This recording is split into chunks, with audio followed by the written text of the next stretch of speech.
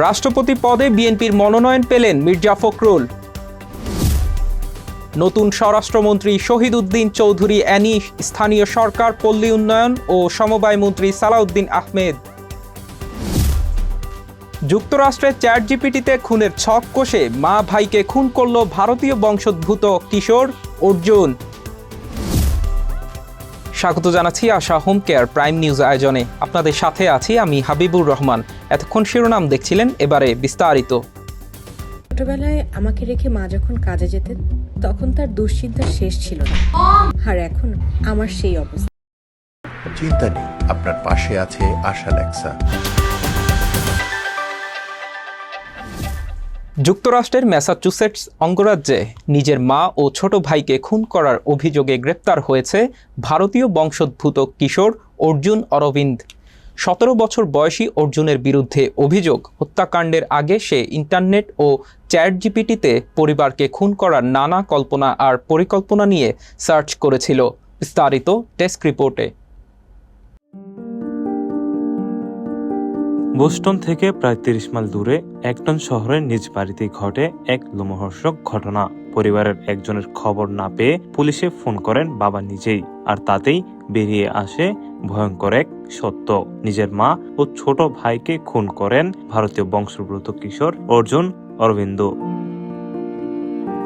Middlesex কাউন্টির জেলা attorney Marianne Ryan জানান, মঙ্গলবার সন্ধ্যা 7:15টার দিকে একটন পুলিশে ফোন করেন অর্জুনের বাবা। তিনি জানান, স্ত্রী 45 বছর বয়সী সুধা ব্যাক্সটেসান এবং 14 বছর বয়সী ছোট ছেলের সঙ্গে যোগাযোগ করতে পারছেন না তিনি। একই সময়ে বাড়িতে যাওয়ার কথা থাকা একজন গৃহশিক্ষকও বাসার কারো সাড়া পাননি। পুলিশ বাড়িতে ঢুকে 2 মরদেহই উদ্ধার করে, যাতে ছিল আঘাতের স্পষ্ট চিহ্ন। ছোট ছেলেকে পাওয়া যায় বাড়ির নিচতলায় আর মাকে পাওয়া যায় বেসমেন্টে। মৃত্যুর প্রকৃত কারণ ও ধরন নিশ্চিত করতে ময়না তদন্ত চালাচ্ছে মেডিকেল এক্সামিনারের কার্যালয়। পাশাপাশি হত্যায় ব্যবহৃত অস্ত্র শনাক্তেও কাজ করছেন তদন্তকারীরা। পুলিশ ঘটনাস্থলে পৌঁছানোর সময় বাসায় ছিল না অর্জুন। তদন্তকারীরা জানতে পারেন মায়ের গাড়ি নিয়ে পালিয়ে যায় সে। এরপরই আশেপাশের এলাকায় সতর্কতা পাঠানো হয় আইন শৃঙ্খলা বাহিনীর কাছে। বুধবার ভোরে পার্শ্ববর্তী ওয়েল্যান্ড শহরের এক পার্কিং লটে একটি স্বয়ংক্রিয় অ্যালার্মের খবরে যান পুলিশ সদস্যরা। সেখানেই দেখতে পান নিখোঁজ গাড়িটি, আর গাড়ির ভেতরেই পাওয়া যায় অর্জুনকে। কোনো বাধা ছাড়াই তাকে আটক করা হয়। তদন্তের অংশ হিসেবে অর্জুনের ডিজিটাল কার্যকলাপ খতিয়ে দেখেন গোয়েন্দারা। তারা জানান, হত্যাকাণ্ডের আগে ইন্টারনেট ও চ্যাটজিপিটিতে পরিবারকে খুন করার তাত্ত্বিক ধারণ ও কল্পনা নিয়ে সার্চের প্রমাণ পাওয়া গেছে। এই তথ্য এখন তদন্তের গুরুত্বপূর্ণ অংশ, যার ভিত্তিতে হত্যার সম্ভাব্য কারণ খোঁজেন কর্মকর্তারা। ম্যাসাচুসেটসের আইন অনুযায়ী কিশোর আদালতে হত্যা মামলার এখতিয়ার নেই।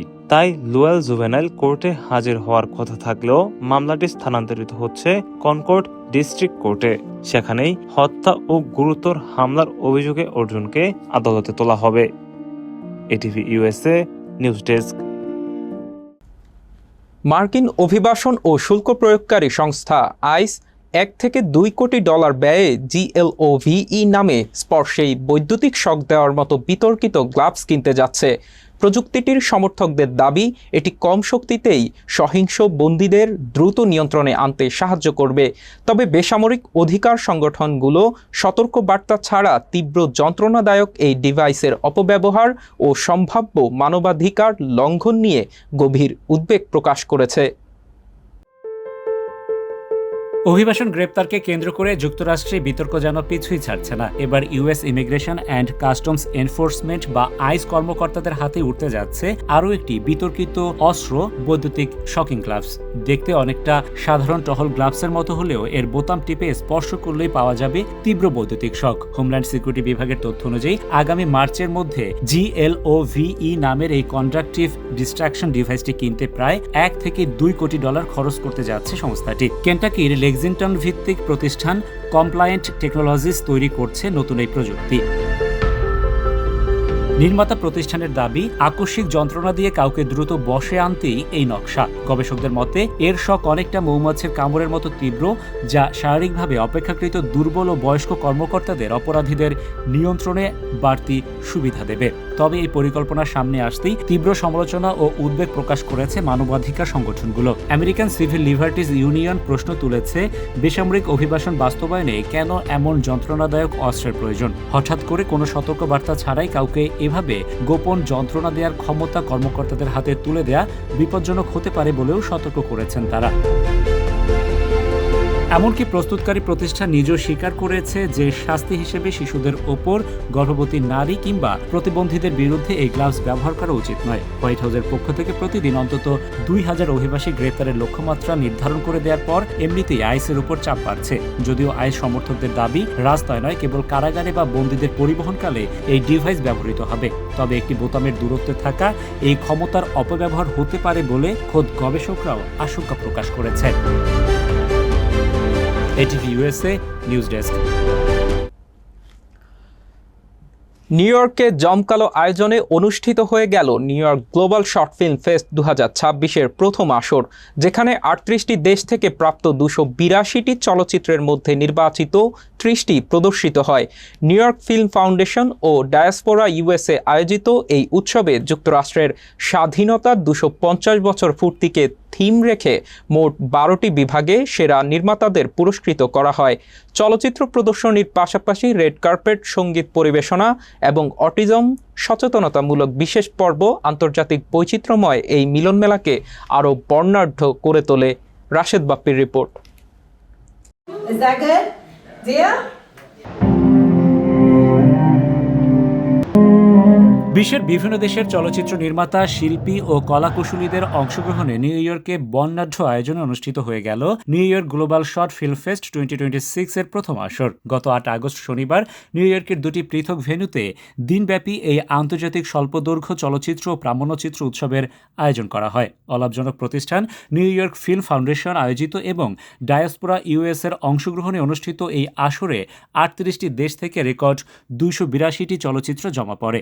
দীর্ঘ মূল্যায়ন শেষে প্রদর্শিত নির্বাচিত 30টি চলচ্চিত্রের মধ্য থেকে 12টি বিভাগে পুরস্কৃত করা হয় বিজয়ীদের। উৎসবের প্রথম অধিবেশন সকালে কুইন্স পাবলিক লাইব্রেরির সেন্ট্রাল মিলনায়তনে শামীম আলামিনের স্বাগত বক্তব্যের মধ্য দিয়ে শুরু হয়। এতে প্রদর্শিত হয় 18টি স্বল্প দৈর্ঘ্য চলচ্চিত্র। পরবর্তীতে বিকেলে Jamaica centre for arts and learning মিলনায়তনে অনুষ্ঠিত হয় দ্বিতীয় অধিবেশন। জমকালো রেড কার্পেট এবং মিট অ্যান্ড গ্রিট পর্বের মাধ্যমে এই ভেন্যুটি রূপ নেয় দেশ বিদেশের চলচ্চিত্রপ্রেমীদের মিলন মেলায়। যুক্তরাষ্ট্রের স্বাধীনতার 250 বছর পূর্তিতে এবারের উৎসবের থিম কান্ট্রি ছিল আমেরিকা। সেই উপলক্ষে প্রদর্শিত বিশেষ ভিডিও চিত্র এবং আলভান চৌধুরীর কণ্ঠে নিউ ইয়র্ক গানের সুর পুরো আয়োজনে যোগ করে ভিন্ন মাত্রা। ধন্যবাদ আপনাকে। New York global short film fest আমাদের প্রথম আয়োজন এবং নিউ ইয়র্ক ফিল্ম ফাউন্ডেশন নামে আমরা একটি নন প্রফিট অর্গানাইজেশন ওপেন করেছি এবং সেই নন প্রফিট অর্গানাইজেশনের কাজ হবে ফিল্ম নিয়ে কাজ করা, ফিল্মের মাধ্যমে সামাজিক পরিবর্তন এবং এ সংক্রান্ত নানা ইতিবাচক কাজ করা। তো এই কাজের অংশ হিসেবেই মূলত এই ফাউন্ডেশন, বিশেষ করে ইউথ যারা তরুণ তাদেরকে সহযোগিতা করা, তাদেরকে নিয়ে কাজ করা।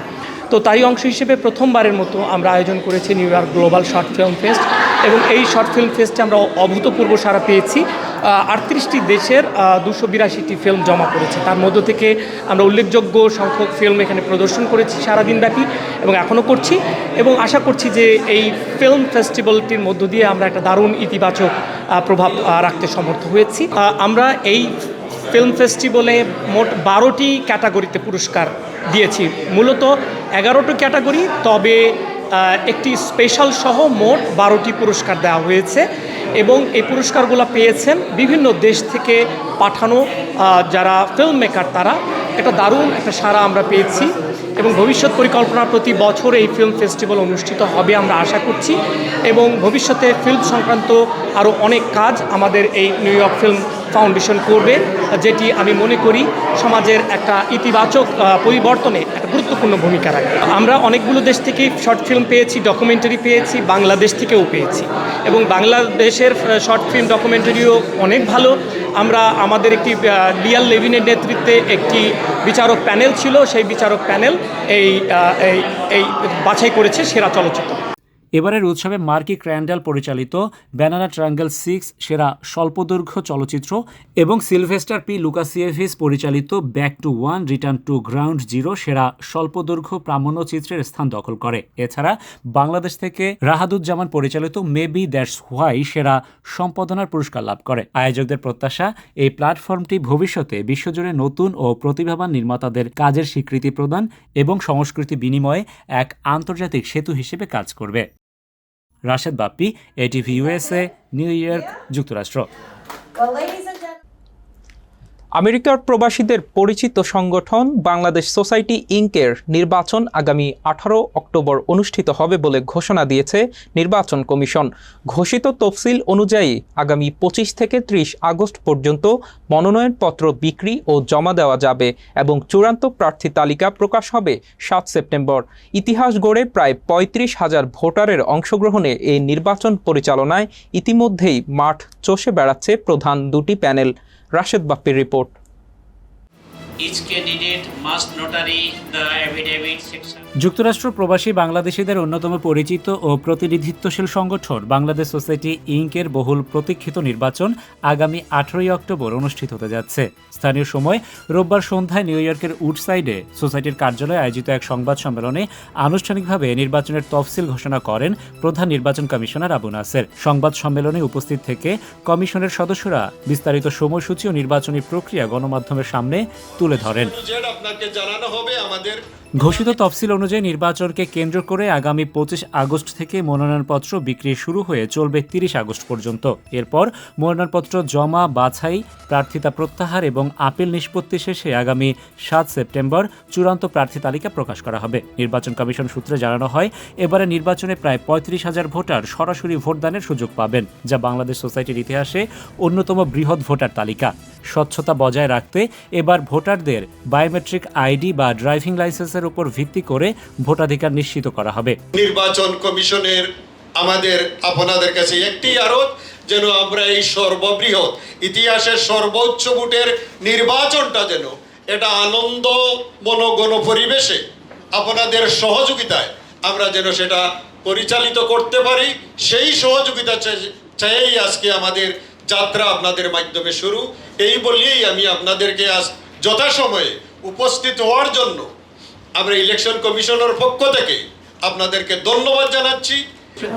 এবার যেহেতু 35,000 ভোট এবং আমাদের খরচ অনেক বেশি, মেশিনও বেশি, ভলান্টিয়ারও বেশি এবং সিকিউরিটি অনেক বেশি, এবং আমরা প্রত্যেকবার ভোট হইতো 9টা থেকে 9টা, এবার আমরা ভোট করেছি 9টা থেকে 10টায়। 1 ঘন্টা বাড়ছি।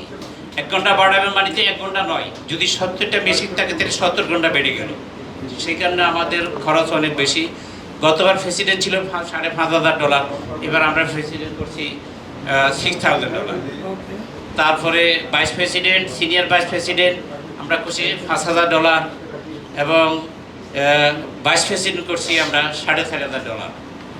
সেক্রেটারি আমরা করছি $5,000, স্টেট সেক্রেটারি করছি আমরা $3,500। Assistant Secretary 3,200, Organizing Secretary 2,300, Treasurer 3,000, and all departmental secretary is 2,000. All members is $1,200, $1,500. Historically, Bangladesh Societyর এই ইলেকশন বাইলস ইস্তেহার এগুলা বাংলায় কখনো গেছে বলে আমার মনে পড়ে না।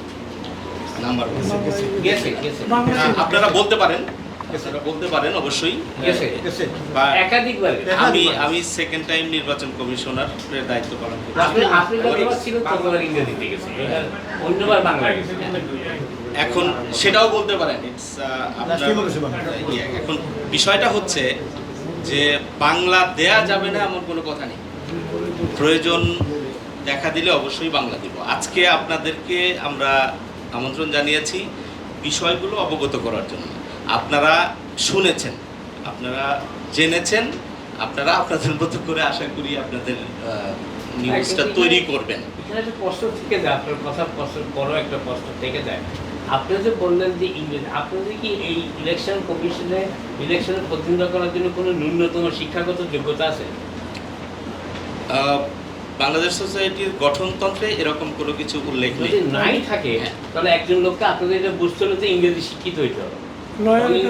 একটা শেষ করি, তবে ইংরেজি যদি তাকে শিক্ষিত হয় কোন লেভেল পর্যন্ত ইংরেজি শিখবে সেই ইংরেজিটা বুঝতে পারবে, এটাকে আপনারা চিন্তা করছেন? এই সিদ্ধান্তটা তো আমরা নিতে পারবো না, আমাদের ওই স্কোপও নাই। এটা সোসাইটির সদস্যরা নির্ধারণ করবে। সংবাদ সম্মেলনে জানানো হয় পুরো নির্বাচনী প্রক্রিয়া সম্পূর্ণ করতে প্রায় $40,000 বাজেটের প্রয়োজন হবে, যার বড় একটি অংশ আসবে বিভিন্ন পদের প্রার্থীদের মনোনয়নপত্রের ফি থেকে। এদিকে এবারে নির্বাচনে দুটি প্যানেল নির্বাচন করছে। স্বতন্ত্র প্রার্থী হিসেবে সভাপতি রয়েছেন ওসমান চৌধুরী এবং সাধারণ সম্পাদক পদে সৈয়দ রাব্বি। একটি প্যানেলের নেতৃত্বে রয়েছেন সভাপতি পদে আতাউর রহমান সেলিম, সাধারণ সম্পাদক পদে মোহাম্মদ আলী, সহসভাপতি পদে কামরুজ্জামান কামরুল। আরেক প্যানেলে সভাপতি পদে রয়েছেন আজমল হোসেন কুনু, সাধারণ সম্পাদক পদে ফিরোজ আহমেদ, সিনিয়র সহসভাপতি পদে দুলাল বেহেদু এবং সহসভাপতি কামাল ভুইয়া। এই দুই প্যানেল ইতিমধ্যেই তাদের নির্বাচনী প্রচারণা শুরু করেছেন। সুষ্ঠু, অবাধ ও শান্তিপূর্ণ পরিবেশে নির্বাচন পরিচালনায় প্রবাসীদের সার্বিক সহায়তা চেয়েছেন নির্বাচন কমিশনারগণ।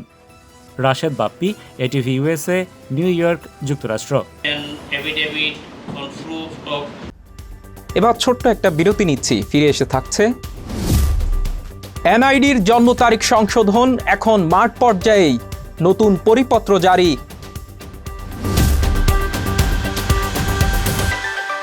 ব্যস্ততার কারণে বাবা মার সঠিক যত্ন নিতে পারছিলাম না, তারপর সন্ধান পেলাম আশা হোম কেয়ারে। আশা হোম কেয়ার, ভালোবাসার পরশে প্রবীণদের পাশে।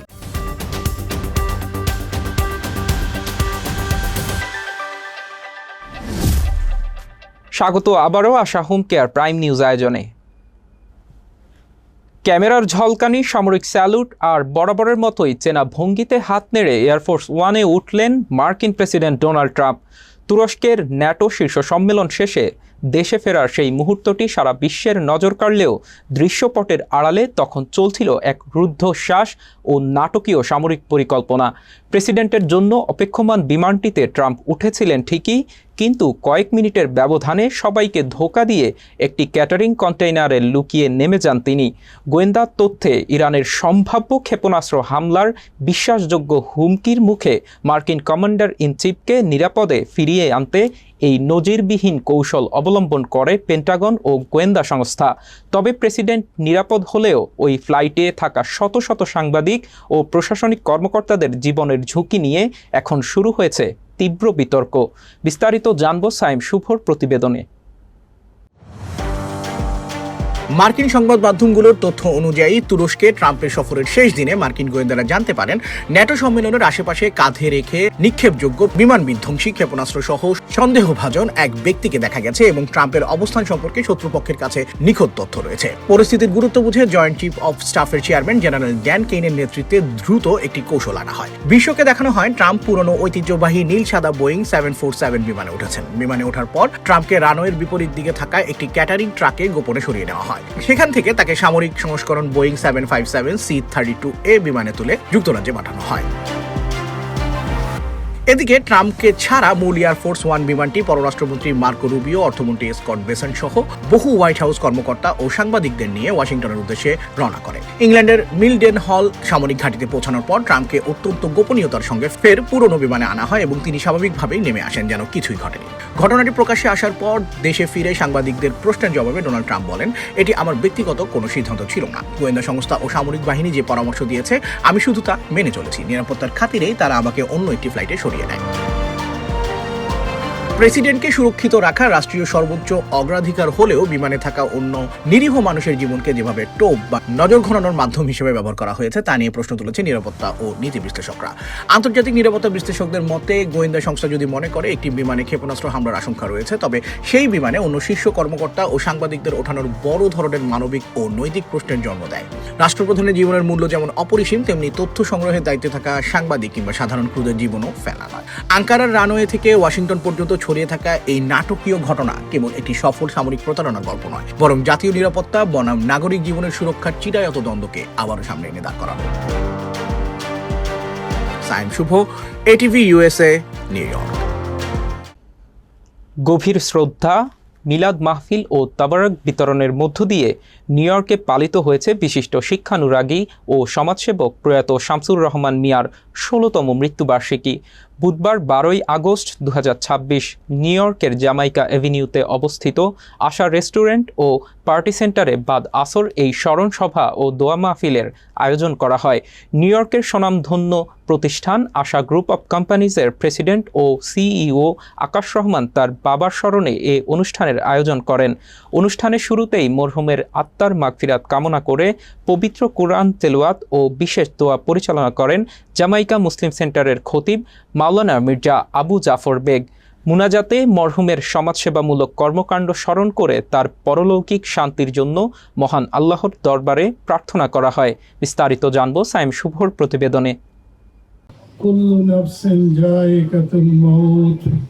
যিনি চলে গেছেন আকাশের বাবা, তার এলাকার লোক বলেছেন তিনি একজন শিক্ষক ছিলেন। তোমাদের মধ্যে তারাই শ্রেষ্ঠ যারা শিক্ষা নিজেরা নেয় এবং অপরকে শিক্ষা দান করে। শিক্ষকের দাম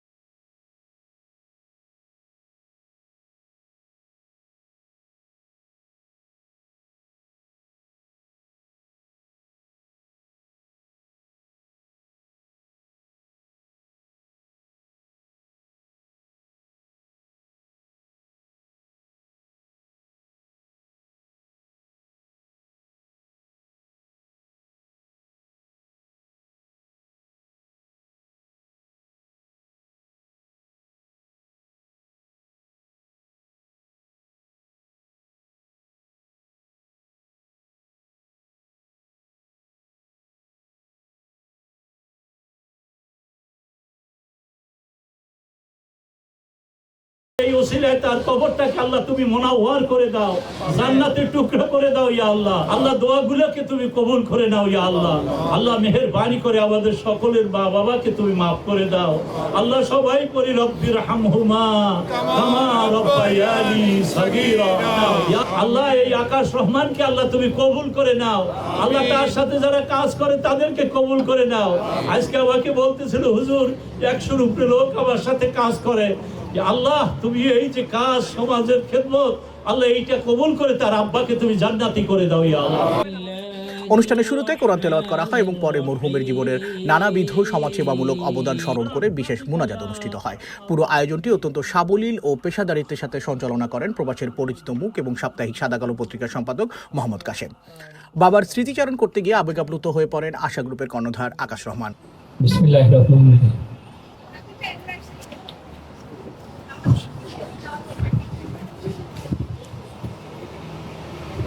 আজকের এই দিনে আসলে আমাকে হাবিব ভাই বলছিল যে আকাশ ভাই আপনি একটা টেক্সট করছেন, কত লোক চলে আসছে দেখেন। এমন ভাই আসলে নিউ ইয়র্কে বা যে কোনো জায়গায় আপনি যদি কোনো একটা ভালো কাজ করেন আল্লাহ তার সাথে থাকে, মানুষও তার সাথে থাকে। আমরা ৩ ভাই, প্রত্যেক কেউ শুক্রবারে করবে, কেউ বৃহস্পতিবারে করবে, কেউ চাকরি করে, কিন্তু একটা জিনিস হচ্ছে যে 10 জন লোকের জন্য যদি আমি করতে পারি তাহলে আমার বাবার জন্য আমি কেন করতে পারবো না। বাবা আমার খুব ভালো বন্ধু ছিল, আমরা অনেক কথা বলতাম, অনেক গল্প করতাম, দুষ্টামি করতাম। নিউ ইয়র্কে বা যে কোনো জায়গায় আমাকে কাশেম ভাই বলে দেখা যাবে আপনার কোনো বন্ধু নাই। আসলে বন্ধু কি জিনিস সেটা আমি বুঝি আমার বাবা চলে যাওয়ার পর থেকে, যে আশপাশ কোনো একটা কথা বললাম সে শুনলো বা শুনলো না। আর ছেলে মেয়ে যদি তার জন্য দোয়া করেন ওই দোয়াটা সব তাড়াতাড়ি তার জন্য কাজে লাগে। আমি ওনার জন্য আরেকটা লোকের দিয়েও হজ করে নিয়ে আসছি, যেন উনি ওনার জীবদ্দশায় পারেনি। উনি একা ইনকাম করতো, আমরা 7 ভাই বোন পড়াশোনা করতাম। এক ভাই ইউনিভার্সিটিতে পড়তাম, ইন্টারমিডিয়েট ক্লাস 10-এ, 9-এ, 8-এ, 7-এ, 4-এ আর 2-তে, আমরা 7 ভাই বোন পড়াশোনা করতাম। তো একটা লোক ইনকাম করছে, আমরা এখন একজন ইনকাম করে একজনই চলতে পারি না, এখন করে আছে। তো আল্লাহ তাআলা তার রহমত দিছিল যে আমাদেরকে ভালো পড়াশোনা করাইছে, দেশের বাইরে পাঠাইছে। তো আপনাদের সবার কাছে একটা অনুরোধ করবো, যেন হয়তো কারো, আমার নিজেরও তো অনেক সময় ভুল হয়, আপনারা হয়তো কোনো কারণে মন খারাপ করেন, আমি অফিস চালাতে গেলে অনেকে মন খারাপ করেন, আপনার মুরব্বী আছেন, আলম ভাইরে যারা আমার বড় ভাইয়ের মতো, সবাই ক্ষমা দৃষ্টিতে আমার ক্ষমা করলে পারে, আমার ক্ষমার উদ্দেশ্যেও আমার বাবার মাগফিরাত কামনা হবে। আপনারা সবাই দোয়া করবেন। আসছেন আমি জানি গরম, কারণ আসর নামাজের থেকে এখানে আমরা একসাথে অনেক লোক নামাজ পড়লাম, ওই আরাম ভাইরা আসছিলেন আমার সাথে নামাজ পড়লেন, অনেকেই আসছেন আবার চলে গেছেন, বলছে আকাশ ভাই আমি জাস্ট আসছি আপনার সাথে দেখা করার জন্য। তো আমি আসলে কিভাবে কৃতজ্ঞতা জানাবো আপনাদেরকে, সেইটা আসলে তো বলার মতো না। আসছে দোয়া করবো, দোয়াটাই হচ্ছে সবচেয়ে বড় জিনিস। 40 জন মানুষ জামাতে যদি দোয়া করে, সেই দোয়া আল্লাহ তাড়াতাড়ি কবুল করেন। তো আমরা এখানে তো 100-200-র বেশি লোক আছি, সবাই দোয়া করবেন, এইটুকুই। স্মরণ সভায় উপস্থিত কমিউনিটি বিশেষজ্ঞ ও রাজনৈতিক বিশ্লেষকরা প্রবাসী প্রজন্মের নীতি নৈতিকতা বিকাশে মরহুমের মতো ব্যক্তিত্বদের অবদানের কথা গুরুত্বের সঙ্গে তুলে ধরেন। সে এমন একজন মানুষ ছিলেন যে আমাদের গ্রামের প্রত্যেকটা মানুষ তার শিক্ষায়, তার নৈতিকতা এখনো অনেকেই লালন করে। এখানে যারা আপনারা উপস্থিত হয়েছেন, আমি সবার কাছে অনুরোধ করব, একজন ভালো মানুষ হিসেবে, আমি তো আপনারা হয়তো কেউ দেখেন নাই, আমি তো তার এলাকার সন্তান হিসেবে, তার ছেলের বন্ধু হিসেবে আমি তার খুব কাছ থেকে দেখেছি এবং তার পুরো পরিবার সম্পর্কে আমি জানি। তা আমি নিজেই সাক্ষ্য দিচ্ছি যে আসলেও তিনি খুব একজন ভালো মানুষ ছিলেন। সেই ভালো মানুষের উপরে যদি আমরা সবাই দোয়া করি, তা আল্লাহ আমাদের সেই দোয়া কবুল করবেন। কুল্লু নাফসিন যায়িকাতুল মাউত ওয়া ইন্নামা তুওয়াফাউনা উজুরাকুম ইয়াওমাল কিয়ামাহ ফামান যুহজিহা আনিন নার ওয়া ইদখিলাল জান্নাহ ফাকাদ ফাজ ওমাল হায়াতুদ দুনিয়া ইল্লা মাতাউল গুরুর। আমি কালামে পাক থেকে একটি অত্যন্ত প্রাসঙ্গিক আয়াত তেলাওয়াত করেছি। প্রথম অংশ প্রায় সবাই জানেন, কুল্লু নাফসিন যায়িকাতুল মউত, প্রত্যেককে মৃত্যুর স্বাদ নিতে হবে। এরপরে আল্লাহ আমাদেরকে সতর্ক করে একটা জিনিস দিয়েছেন, এই জন্য যারা আমরা বেঁচে আছি তাদের জন্য এই সতর্কবাণীটা অত্যন্ত গুরুত্বপূর্ণ। যিনি চলে গেছেন, আকাশের বাবা, তার এলাকার লোক বলেছেন তিনি একজন শিক্ষক ছিলেন। ইসলাম এলেমকে খুব মর্যাদা দেয়। একটা হাদিসে আছে, খাইয়ারুকুম মান তাআল্লামা ওয়া আল্লামাহু, তোমাদের মধ্যে তারাই শ্রেষ্ঠ যারা শিক্ষা নিজেরা নেয় এবং অপরকে শিক্ষা দান করে। শিক্ষকের দাম ইসলামে অনেক বড়। মানুষ হিসেবে তিনি যদি কোনো ভুল ত্রুটি করে থাকেন, আপনারা যারা পরিচিত অপরিচিত আছেন, সবার কাছে আকাশের পক্ষ থেকে আমরা আবেদন জানাই, প্রাণ খুলে দোয়া করবেন তার বাবা যেন আল্লাহ পাক তাকে জান্নাতের উচ্চতর মর্যাদা দান করেন এবং কবরকে জান্নাতের বাগিচা বানায় দেন, এবং তার এই সুসন্তান আকাশ যতদিন দুনিয়ায় বেঁচে আছে, জাতি, সমাজ এবং আমাদের প্রবাসে আমরা যারা আছি প্রত্যেকের জন্য সে যেভাবে নিরলসভাবে সামাজিক কর্মকাণ্ড করে যাচ্ছে সেটা যেন চালু রাখতে পারে। শামসুর রহমান মিয়া আমাদের যে আঙ্কেল, আজকে দোয়ার জন্য আমরা সবাই দাঁড়িয়েছি, উপস্থিত হয়েছি। ওনাকে আমরা জানতাম না। আমাদের ফরমান আলী ভাই উনি সাক্ষ্য দিলেন যে উনি একজন ভালো মানুষ ছিলেন, একজন শিক্ষক ছিলেন। নিঃসন্দেহে বলতে পারি যে একজন ভালো বাবা তার একজন সুসন্তানকে রেখে গেছেন, এবং এক সুসন্তান যখন থাকবে, এই সুসন্তানরা তার বাবা মার কবরের যে জিন্দেগি, সেই জিন্দেগির জন্য প্রতিটা তার ভালো কাজ তার জরিয়া হয়ে যাবে, তার সওয়াব। আঙ্কেলের জন্য দোয়া করছি আল্লাহ রাব্বুল আলামিন যেন জীবনে ওনার যদি কোনো ভুল খাতা থেকে থাকে আল্লাহ ওনাকে মাফ করে দেন, এবং আল্লাহ যেন ওনাকে জান্নাতের সর্বোচ্চ মুকাম ওনাকে দান করেন। আকাশ ভাইয়ের আব্বা চলে গেছে, শুধু আকাশ ভাইয়ের আব্বার জন্য আমরা দোয়া করি, আল্লাহ যাতে তাকে জান্নাতুল ফেরদৌস দান করে। এই দোয়া ছাড়া তো আমাদের আর কিছু করার নাই।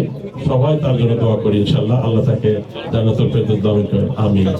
অনুষ্ঠানে কমিউনিটি সর্বস্তরের মানুষের মিলনমেলা ঘটে। অন্যান্য অতিথিদের মধ্যে উপস্থিত ছিলেন আশা গ্রুপের chairman Esha Rahman, Asha group of কোম্পানিজের কর্মকর্তাবৃন্দ, বাড়ি গ্রুপের কর্ণধার আসেফ বাড়ি টুটুল ও তার সহধর্মিণী মুনমুন হাসিনা বাড়ি, যুক্তরাষ্ট্র বিএনপির সাবেক সভাপতি ও আন্তর্জাতিক প্রধান সমন্বয়কারী আব্দুল লতিফ সম্রাট, বিশিষ্ট রাজনৈতিক ও ব্যবসায়ী গিয়াস আহমেদ, বাংলাদেশ সোসাইটির সাবেক সভাপতি নার্গিস আহমেদ, প্রবীণ সাংবাদিক ও সাপ্তাহিক পরিচয় পত্রিকার সম্পাদক নাজমুল হাসান, এটিএম কামাল পাশা, ফখরুল ইসলাম দেলোয়ার, নর্থ বেঙ্গল ফাউন্ডেশনের সাধারণ সম্পাদক আশরাফুজ্জামান আশরাফ, পাবনা ওয়েলফেয়ার অ্যাসোসিয়েশনের সেক্রেটারি এস.এম. ফরমান হোসেন, বগুড়া সোসাইটি ইউএসএ ইনকের সভাপতি সাইফুল ইসলাম, কমিউনিটি অ্যাক্টিভিস্ট নুরুল ইসলাম বর্ষণ, এছাড়াও বগুড়া সোসাইটি ট্রাস্টি বোর্ডের সদস্য আতারুল আলম, বাংলাদেশ সোসাইটি নিউ ইয়র্কের সাধারণ সম্পাদক মোহাম্মদ আলী, শামীম আল আমিন, কামরুজ্জামান কামরুল সহ নিউ ইয়র্কের ব্যবসায়ী, বিশিষ্ট রাজনৈতিক ব্যক্তিবর্গ এবং মূলধারার প্রিন্ট ও ইলেকট্রনিক মিডিয়ার বিপুল সংখ্যক সাংবাদিক। মরহুমের বিদেহী আত্মার শান্তি কামনায় ভরা এই বিকেলটিতে উপস্থিত সবাই এক পরম ভালোবাসায় তাকে স্মরণ করেন। শেষে তবারক বিতরণের মধ্য দিয়ে সমাপ্তি ঘটে শোক ও শ্রদ্ধার এই আয়োজনের। সাইম শুভ, এটিভি ইউএসএ, নিউ ইয়র্ক। এবার দেশের সংবাদ। দেশের 23তম রাষ্ট্রপতি পদে বাংলাদেশ জাতীয়তাবাদী দলের প্রার্থী হিসেবে দলের মহাসচিব মির্জা ফখরুল ইসলাম আলমগীরকে চূড়ান্ত করা হয়েছে। বৃহস্পতিবার দুপুরে সচিবালয়ের জ্যেষ্ঠ নেতাদের সঙ্গে অনুষ্ঠিত এক বৈঠকে তার প্রার্থিতা চূড়ান্ত করেন বিএনপির চেয়ারম্যান ও প্রধানমন্ত্রী তারেক রহমান। বৈঠক শেষে সংবাদ সম্মেলনে আনুষ্ঠানিকভাবে এই সিদ্ধান্তের কথা জানান দলের জ্যেষ্ঠ যুগ্ম মহাসচিব রুহুল কবির রিজভী।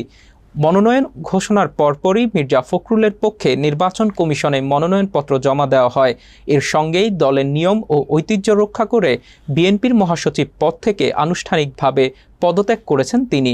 গত 24 জুলাই ছাত্র জনতার অভ্যুত্থানে ক্ষমতাচ্যুত আওয়ামী লীগ সরকারের আমলে নির্বাচিত রাষ্ট্রপতি মোহাম্মদ শাহাবুদ্দিন পদত্যাগ করেন। এরপর থেকে স্পিকার হাফিজ উদ্দিন আহমদ ভারপ্রাপ্ত রাষ্ট্রপতির দায়িত্ব পালন করছেন।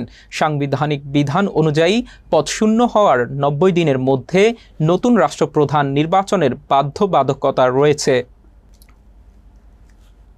মির্জা ফখরুল ইসলাম আলমগীরের হাতে থাকা স্থানীয় সরকার, পল্লী উন্নয়ন ও সমবায় মন্ত্রণালয়ের দায়িত্ব অর্পণ করা হয়েছে স্বরাষ্ট্রমন্ত্রী ও বিএনপির জাতীয় স্থায়ী কমিটির সদস্য সালাউদ্দিন আহমেদকে। বৃহস্পতিবার দুপুরে সরকারের উচ্চ পর্যায়ের পর্যালোচনা বৈঠকের পর এসব দপ্তর পুনর্বণ্টনের সিদ্ধান্ত আনুষ্ঠানিকভাবে গৃহীত হয়। অন্যদিকে সালাউদ্দিন আহমেদের জায়গায় নতুন স্বরাষ্ট্রমন্ত্রী হিসেবে দায়িত্ব পেয়েছেন পানি সম্পদ মন্ত্রণালয়ের দায়িত্বে থাকা শহীদউদ্দিন চৌধুরী অ্যানি। বিএনপি মহাসচিব ও এলজিআরডি মন্ত্রী মির্জা ফখরুল ইসলাম আলমগীর রাষ্ট্রপতি পদে দলীয় মনোনয়ন পাওয়ার পর দলীয় সব পদ ও মন্ত্রিত্ব থেকে পদত্যাগ করতে হয়েছে। এ অবস্থায় মন্ত্রিসভার গুরুত্বপূর্ণ কয়েকটি দপ্তরে জরুরি রদবদল এনেছে সরকার।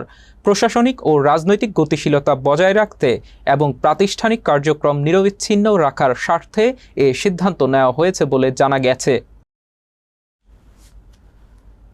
মধ্যরাতে অস্বাভাবিকভাবে চাহিদা বাড়ায় বিদ্যুতের সংকট তৈরি হচ্ছে বলে জানালেন বিদ্যুৎ, জ্বালানি ও খনিজ সম্পদ মন্ত্রী ইকবাল হাসান মাহমুদ টুকু। বৃহস্পতিবার রাজধানীর এক অনুষ্ঠানে মন্ত্রী একথা জানান। বলেন, সারা দেশে ব্যাটারি অটোরিকশা চার্জের কারণে মধ্যরাতে বিদ্যুৎ চাহিদা অস্বাভাবিক বাড়ছে। বেশিরভাগ অটো অবৈধ বিদ্যুৎ সংযোগ ব্যবহার করে। সরকার সেগুলো প্রতিরোধে চেষ্টা করছে। মন্ত্রী আরও বলেন, 10-12 দিন আগে একটা এলএনজির FSRU অর্ডার করা হয়েছে। আরও 3টি করার পরিকল্পনা নেওয়া হয়েছে, যেগুলো 2029 সালের মধ্যে শেষ করা হবে। শিল্পে বিদ্যুৎ গ্যাসের সংকট আছে, সরকার তা মোকাবিলা করতে চেষ্টা করছে। জাতীয় পরিচয়পত্রে জন্ম তারিখ সংশোধনের প্রক্রিয়া আরও সহজ করেছে নির্বাচন কমিশন। এখন থেকে নির্দিষ্ট ক্যাটাগরির আবেদন মাঠ পর্যায়ের কর্মকর্তারাই নিষ্পত্তি করতে পারবেন।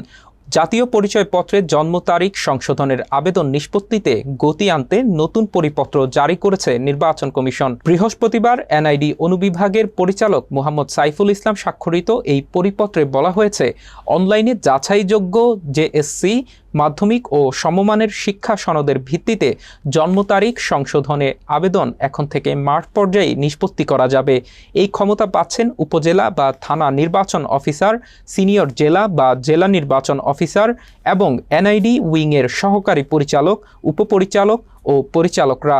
এসব আবেদন পড়বে ক ক্যাটাগরিতে। আর শিক্ষা সনদের পাশাপাশি প্রয়োজনীয় অন্যান্য প্রমাণ যাচাইয়ে অনুসরণ করতে হবে বিদ্যমান নির্দিষ্ট পদ্ধতি। তবে কিছু ক্ষেত্রে উচ্চ পর্যায়ের অনুমোদন লাগবে বলেও মনে করিয়ে দেওয়া হয়েছে পরিপত্রে। উন্মুক্ত বিশ্ববিদ্যালয়ের সনদ অনুসারে জন্ম তারিখ সংশোধন কিংবা জন্ম তারিখের সঙ্গে নিজ নাম ও বাবা মায়ের নামের সম্পূর্ণ পরিবর্তনের আবেদন নিষ্পত্তি হবে মহাপরিচালক পর্যায়ে। পাশাপাশি জন্ম তারিখ, নিজ নাম বা বাবা মায়ের নামের ক্ষেত্রে একই ফিল্ডে দ্বিতীয়বার সংশোধনের সুযোগ থাকছে না। আঞ্চলিক ও অতিরিক্ত আঞ্চলিক নির্বাচন কর্মকর্তারা অধীনস্থদের কার্যক্রম মনিটরিং করবেন। আর প্রতি মাসে দৈব চয়নের ভিত্তিতে প্রত্যেক কর্মকর্তার অন্তত 3টি আবেদন যথাযথভাবে নিষ্পত্তি হয়েছে কিনা তার প্রতিবেদনও পাঠাতে হবে পরিচালকের কাছে। আবারও একটা বিরতি নিচ্ছি, ফিরে এসে থাকছে। অফশোরের ইঙ্গিত দিলেন লিওনেল মেসি।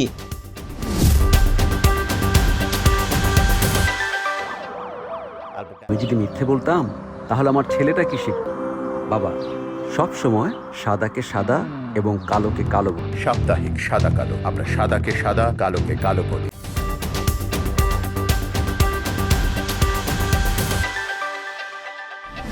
ফিরে এলাম আশা হোম কেয়ার প্রাইম নিউজে। এবার খেলার খবর।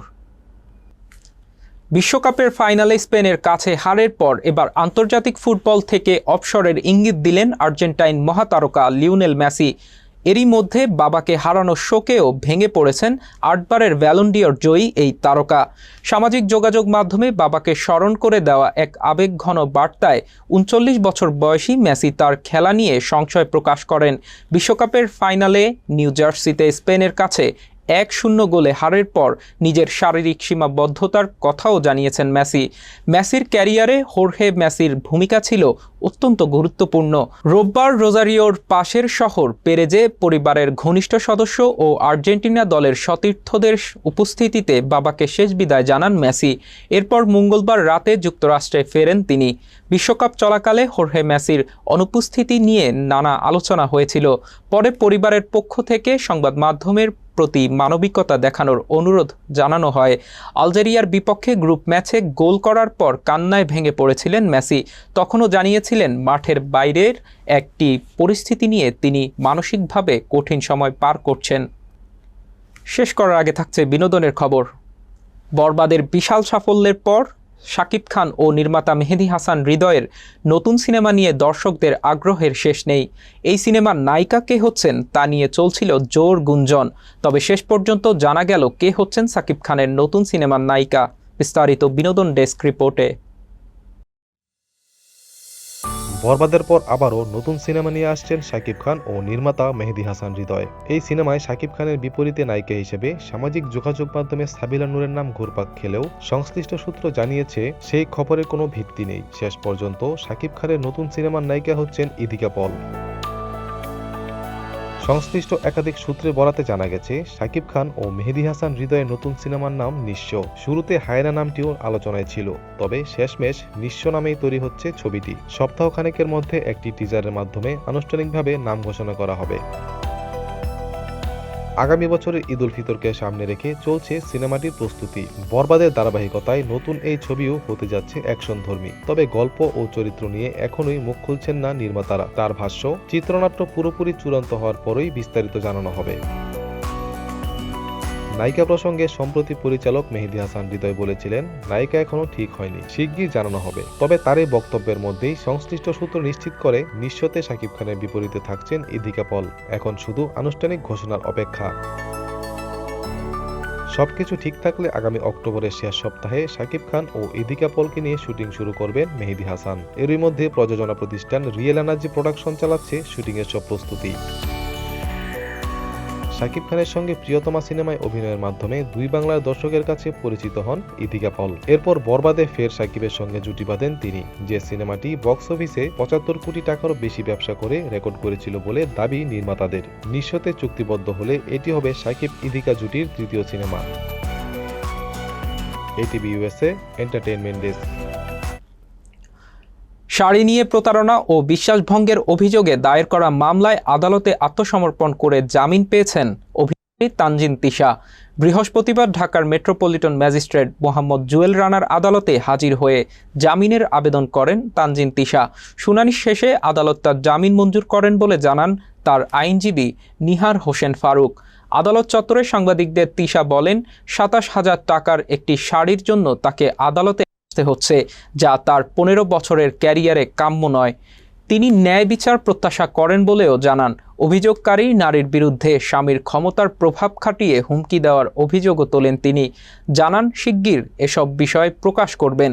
মামলার নথি অনুযায়ী ২০২৫ সালে অনলাইন ফ্যাশন পেজ অ্যাপনিয়ার অ্যাডমিন আমিনুল ইসলাম এই মামলা করেন। অভিযোগে বলা হয়, প্রায় ২৮,৮০০ টাকা মূল্যের একটি শাড়ি নিয়ে সেটির প্রচারণা ও মূল্য পরিশোধের প্রতিশ্রুতি দিয়েও পরে যোগাযোগ বন্ধ করে দেন তিশা। অভিযোগের ভিত্তিতে ডিবি পুলিশকে তদন্তের নির্দেশ দেন আদালত।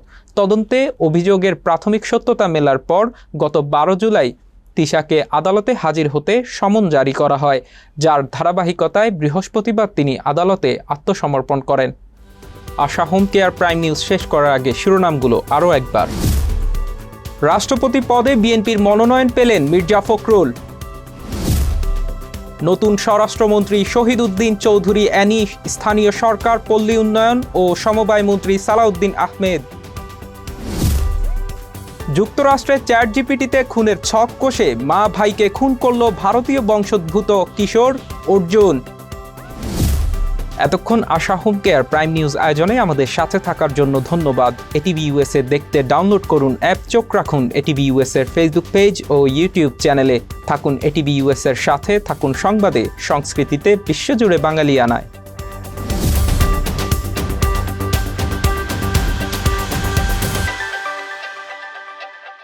এটিভি ইউএসএ, বিশ্বজুড়ে বাঙালিয়ানা।